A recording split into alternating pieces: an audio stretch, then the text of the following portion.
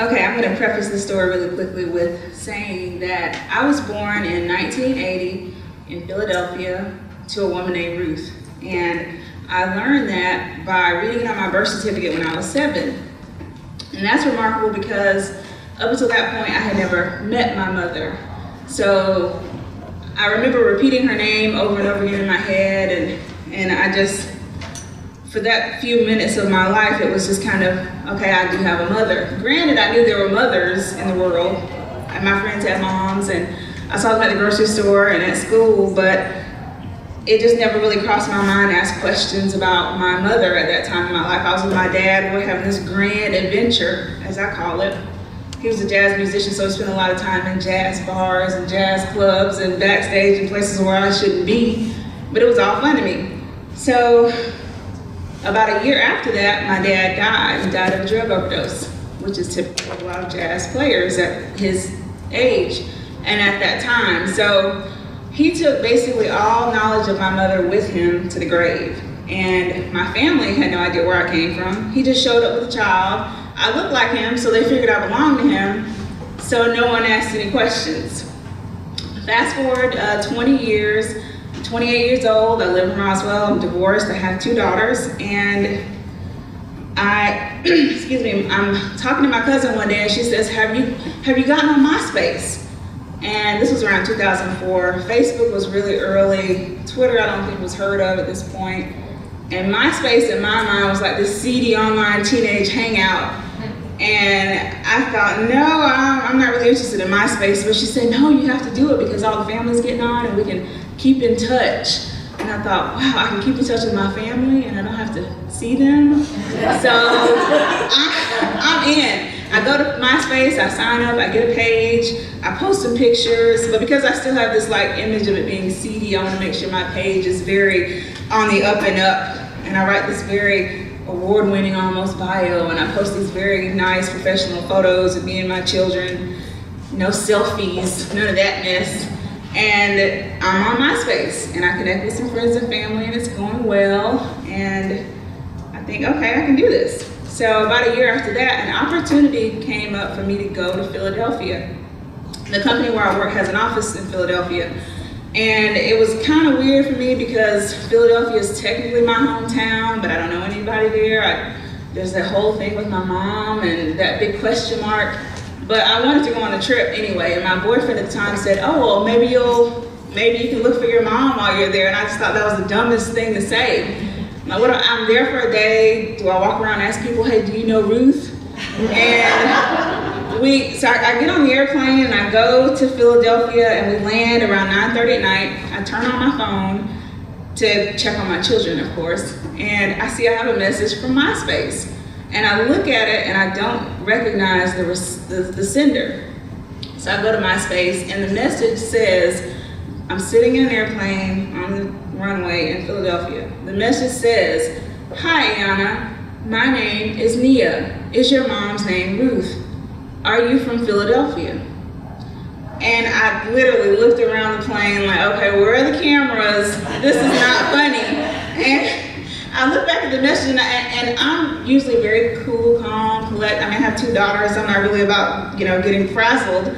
And so I immediately say, oh, this is a joke. This is my boyfriend. This is somebody I know playing a trick on me. So I just get off the plane, I go to the hotel. And before I went to bed that night, I looked at the message again and I thought, maybe this isn't a joke. What if this is real? And I feel crazy if I didn't respond. I go back home, so I decided to send a reply. And I didn't want to be all excited in my reply because then it'd be even more of a joke when I figured out it was really a joke. So I sent this really cool response like, yeah, I'm in Philadelphia. Yeah, all of the above, call me. And I put my number.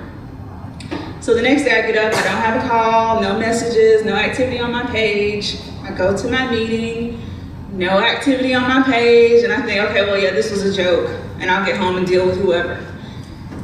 In the meeting, about 2 hours in, we take a break at 10 o'clock, and I come out, and I had missed 2 calls from 2 unknown numbers. And I think, that's interesting. I checked my voicemail, I got 2 voicemails, and the first voicemail is from a woman who says, "Hey Ayana, this is your sister, Nia. I can't believe I found you. I can't believe you're here. I need to see you before you leave." And I'm sitting in a conference room surrounded by my colleagues, and Miss Cool, Calm, Never Frazzled literally just freaks out in the conference room. And I can't believe it's happening. I still kind of think it's a joke, but it's real. I mean, it can't, whoever did this joke is just really going all in at this point, I think. So the next voicemail is a woman who says, "Hey, Ayana, this is your aunt." And she pretty much says the same thing. "I can't believe we found you. We need to see you before you leave. Can you please call me back?" And then she starts crying in the middle of the message, and I can't even make out the rest of it. And I'm just sitting there, I'm blown away. I tell all my coworkers, and everybody is just, looking at me like, is this really happening? I was thinking, is this really happening? So I call my aunt, and she says, "Yes, we found you on MySpace. We did a search, and your name came up, and we saw your daughter." My daughter was 2 at the time, and apparently I was 2 the last time they saw me. And they said, "Your daughter looks exactly like you. I guess the way I look exactly like my dad." So we saw her, and that was your face. And she's like, "Tell me where you are. We got to come and see you." I have to go back into my meeting. It's business as usual in my company. And I think we get out at 4 o'clock, and I go out, and sure enough, they're there in the lobby of the office building, and we have this very tearful reunion. There's a lot of hugging and crying, and my sister's there, and she's brought pictures of her kids. She has 5 children. I have 5 nieces and nephews, just like that. And it's just, even now, this was 5 years ago, I still get goosebumps talking about it. And I asked my sister, I'm like, "How did you know? How did you know that was me?" And she tells me about seeing my daughter. And I said, "Well, how did you know I was here? I mean, you sent this message the day I came to Philadelphia." And she's like, "Oh, that was strictly a coincidence." And I guess I'll have to tell the rest of the story about actually going back and meeting my mom in November for the Coming Home episode of the show.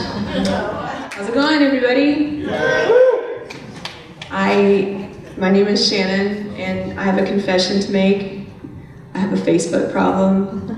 I wake up in the morning, and the first thing I do is pull out my cell phone, and I open up Facebook to see how many numbers of a little red circle I have, and it validates my existence as a human being.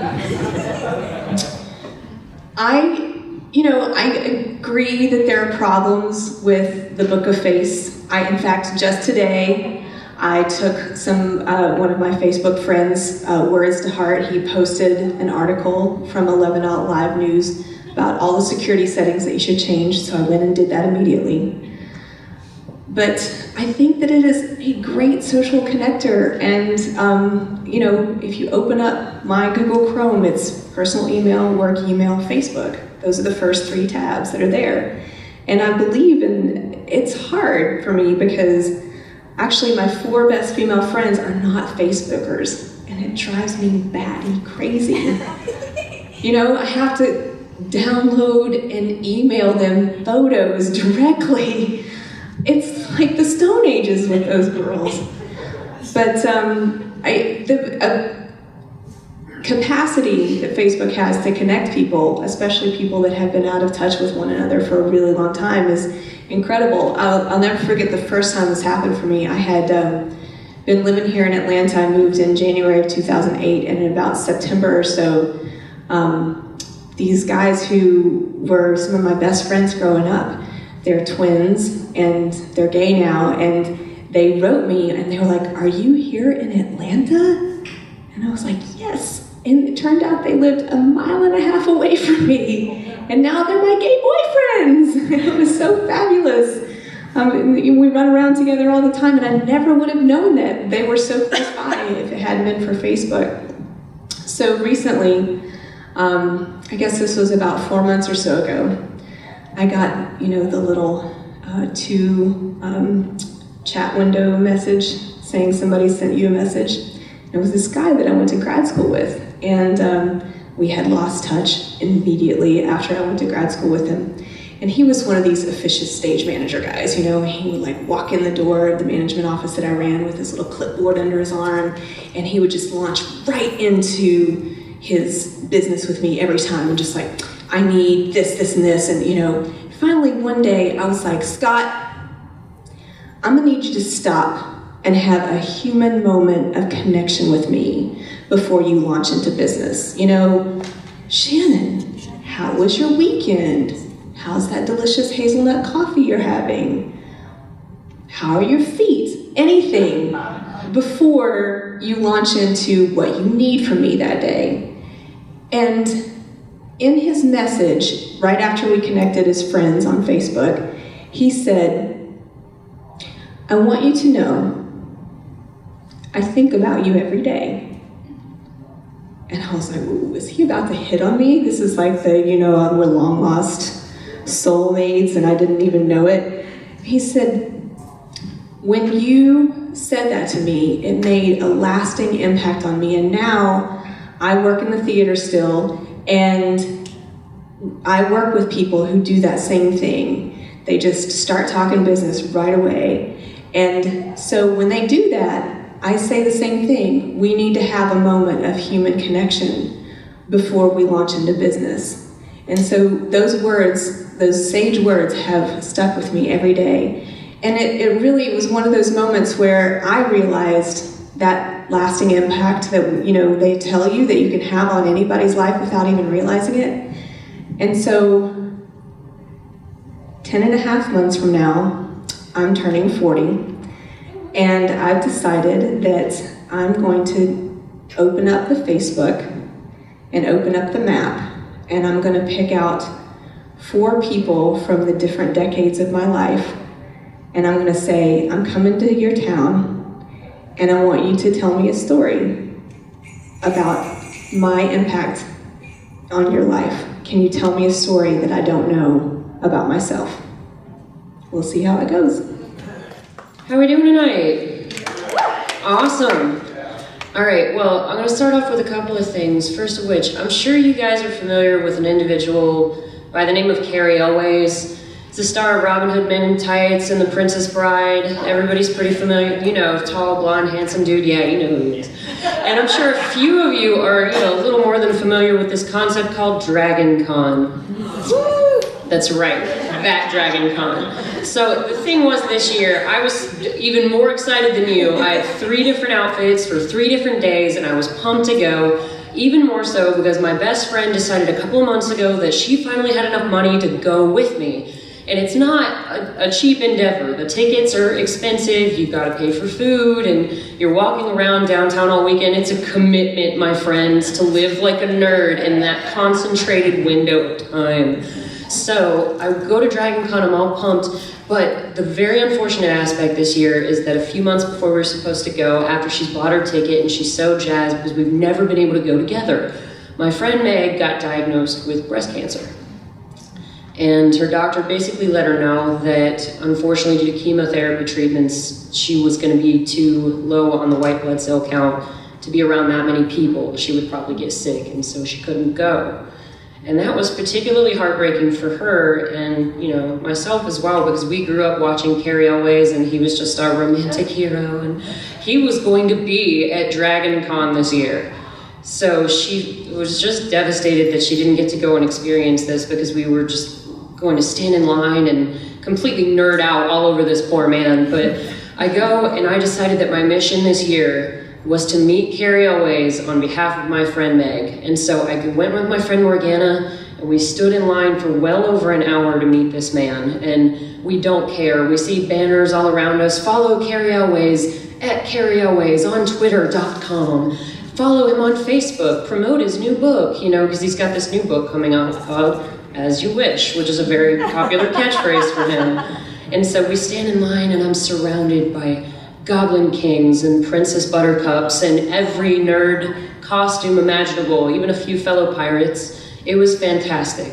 I was dressed as the Doctor Who spaceship, known as the TARDIS, and I finally get up to my turn in line. Morgana goes ahead of me, and he signs her autograph, and they have their photo made together. And then he turns to me after he had just signed Meg's autograph, And he looks me up and down, and being an English man, he recognized the TARDIS right away and goes, "Oh, well, don't you look lovely?" And I just blushed madly and immediately forgot how to talk and started stammering. And I was like, "Oh, well, thank you, Carrie, always. That's just very nice of you to say." But I speak to him for a second, and he's already written, "Meg, as you wish, Carrie," with this nice little flourish on the autograph. And I'm absolutely thrilled. And he turns and says, "Well, I actually have a book coming out in a few months in October, and it's going to be released, and I would really appreciate it if you wouldn't mind mentioning it on your Facebook page." And I got really excited because, as Becky mentioned, I work for a newspaper and we had multiple Facebook pages. I said, "I'll do you one better, Carrie Elways. I'll put it on all of our Facebook pages at Appen Media Group." And he just, "Oh, really?" And he just grabs me up in this hug, and I pretty much forgot my own name at that point. And I thought to myself, "Ooh, well, in that case, if you don't mind, would you mind if I ask you a tiny favor?" And he said, "No, absolutely. What can I do for you?" And I said, "Well, you've already signed the autograph, but I explained to him the situation of how he had signed it for Meg and that she wasn't there to see him, and our whole reason for being there was to go and see him." And he actually grabbed me up in another hug and told me that he was going to pray for Meg. And I said, "In the meantime, if you wouldn't mind writing just a little, get well on top of what you've already written for her." And he goes, "Oh, no, I'm going to write her something special." And so he grabs an entirely different photograph, signs it, "Dear Meg, we're all pulling for you. As you wish, love, Carrie." And I started to cry, which was unfortunate because I was about to have my photo made with him. And so he takes me by the shoulders and he says, "I'll keep your friend Meg in my prayers." He said, "It was lovely to meet you today. You were a very special lady." And I just absolutely melted, and I got to hold the autographs up in my photo, and I was just beaming, and I was so happy that someone that famous could be so sincere and sweet and genuine after meeting assuredly thousands of people that day, let alone that weekend. But I called Meg and I said, "Oh, I was going to get Ksenia Solo's autograph for you, and I missed her. I'm so sorry. She must have gone to a press conference or something." "Oh, but that's only because I'm in line to meet Carrie Elways right now." And she lost her mind because she got her hero's autograph, and I got to bring it to her. And that made my day, thanks to a little thing called Facebook. Okay, I'm Lily, and there are 5 best things in my life, and I think number 1 is social media. I mean, there's Netflix, there's Google, there's Instagram, but I'm not a big fan of Facebook. I know. But one of my favorites is gossip. I love celebrity gossip. I love Beyonce and Jay-Z gossip. I love everything. My mom gets so mad at me when we're in Kroger and I look at the magazines, and I won't even pay attention to anything else around me, and she'll get so mad. She'll be like, "Come on, we have to go." And I'm like, "You go on your Facebook. I'm looking at my gossip." But yeah, it's awesome. But and then there's Netflix. I am so addicted. I'm addicted to reality TV, like Cake Boss and 19 Kids and Counting. But the worst reality TV show I've ever seen is Keeping Up with the Kardashians. And Kim needs to learn. We all know if you have butt implants, okay, don't hide it. But it's terrible, all the drama for no reason. It's just, terrible,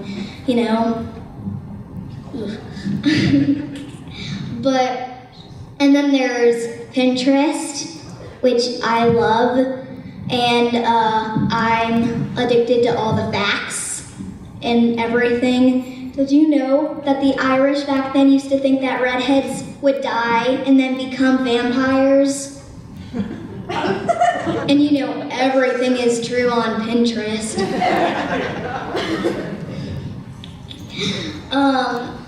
But I also like Vine. I like looking up football stars, not just because they're good players, but because they're super cute, especially Cam Newton. He's awesome. And he is number 1, so I mean, yeah. And then there's Vine, which is 6-second long videos, which I will spend hours on and make my own videos. And then there's selfies. But my mom, it gets so annoying because she got Facebook maybe last year and she is addicted. She said that she would get it for work reasons, but now she's on it every single second of the day. Like, I yell at her phone makes no sound at all, and I yell at her from the top of my lungs like 3 times. Mom, Heather, Ananda, hey, yo, okay, I want dinner. It's really, really annoying. But you know, sometimes I like getting on Facebook, so yeah. And then people say that I snoop around in people's stuff too much. I read my mom's text, sadly, but I do, and it's not very good, but it's kind of a hobby. No, it's not a hobby. It's more like an addiction. I have a lot of addictions in social media. It's weird, but yeah, I'm obviously very, very addicted to many things. So yeah, I just wanted to say that I have a huge addiction to all things on social media, but I don't have Instagram, which I'm still praying to God that I will get someday. But yeah, that's my story. Thank you. Hello. Like Lily, I do have a social media addiction. The one topic that I'm going to be following today is the amazing people that I've met over the internet. And my family, not so much of a fan of internet friends. I mean, my parents are okay with it, but if you tell my sister that you have friends over the internet, then you might as well just go up to her and say, I'm insane. Anyway, so there are a couple of stories actually that I want to talk about, and the first internet friend that I made was a girl named Avanlea, and my first kind of awkward-ish run-in with her was when I was at a debate tournament and I was going hybrid, which meant I've never met my partner in my entire life, and we had to work together as a team. So what happened with that was he started reading the wrong evidence, which was a really embarrassing moment for him because that would completely make us lose it would make us lose the round. So as soon as he started to realize that he read the wrong evidence, I started getting a video chat from Avanlea on my phone, and it made that really iconic Google Plus video chat ring. I'm not going to sing it because I can't sing, and after we left the debate rounds, my partner, whose name was Max, he would come up to me and he was hug me, and he was like, thank you for setting off your ringtone on purpose so I wouldn't be embarrassed. And I'm like, yeah, that's why I did it. I did it on purpose. That was my run-in with Avanlea. When I told her what happened, she was like, oh my God, I'm so sorry. And I'm like, I'm the one who should be thanking you, Abby. You're amazing. And the other friend that I met just a little while after that was when I went to Colonial Williamsburg during, I went to Colonial Williamsburg for a school trip during the fall of last year. And I was just starting to get into Google Plus after that, before that. So I had met this pair of twins named Caroline and Emily Slack, and I didn't know where they were from. All I knew was that they lived somewhere in the America-ish area, and they were my age, and they were 13. So I would on the bus home from Colonial Williamsburg, I finally got my phone back from my teachers, and they would give me my phone back, and I would check my notifications. I got 7 text messages from Caroline and Emily Slack. They share a Google Plus account, and they were saying, hey, Daisy, my Google Plus name is Daisy. They were saying, hey Daisy, where in the United States do you live? Because they just wanted me to give the general vicinity, and I'm just scrolling through the text messages they sent me among the entire week, and they said, we live in Williamsburg, Virginia.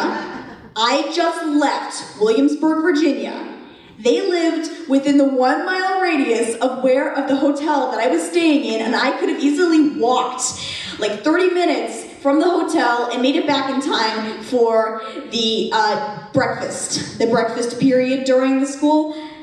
I desperately wanted to meet them because they were my best friends at the time.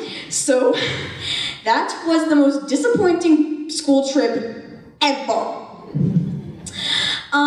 And my best friend, my current best friend, and just like my soul sister at this time is a girl in Finland named Annie, and we have absolutely everything in common except she's basically like a 16-year-old version of me. It was, when I met her, she actually has a roleplay account. She roleplays a character from Lord of the Rings. So her Google Plus username is Frodo Baggins, and embarrassingly enough to say, I had the hugest crush on Elijah Wood, and I still kind of do. And so I went up to her as her roleplay account, and then when I finally got to meet her, I finally got to meet her behind her roleplay account. I saw what an amazing person she was, but she was also very troubled. So I was helping her through what was going on. She was just graduating. The middle school in a couple weeks before when I met her. So she was studying for finals. And I was trying to help her. Through that stuff. So we became really close friends. And we all like the same things. So we like Star Wars, Lord of the Rings, Star Wars, a lot of Star Wars. And we suddenly gave each other nicknames. The very long version of my name is the Daisy, too crazy to be still. Don't be second guessing her confessing Girardi, because that's my Google Plus name. But still, in short, she is Crazy Diamond. I am Hazy Mazy Daisy because I'm a Mario Brothers fan, as I said before. But after a little while, I didn't know this before, but for my sister's birthday, we went to this really fancy Brazilian steakhouse, and I took so many pictures of all the meats, and I was sending them to all my internet friends because I have this group chat with all of my favorite internet friends, with Caroline and Emily and Evelyn and Annie. And I sent pictures of the meat to them, and I sent pictures of the meat to Annie privately because she wasn't yet on that group hangouts, and so I was like, oh my god, this looks delicious, and when I finally get a text back from her, she was like, run, Daisy, I'm a vegetarian. Anticlimactic ending to that was anticlimactic. I had to apologize 5 times. I met the most amazing people on Google Plus, and the best, and I've had one of the most best times of my life there, so I guess that's my story.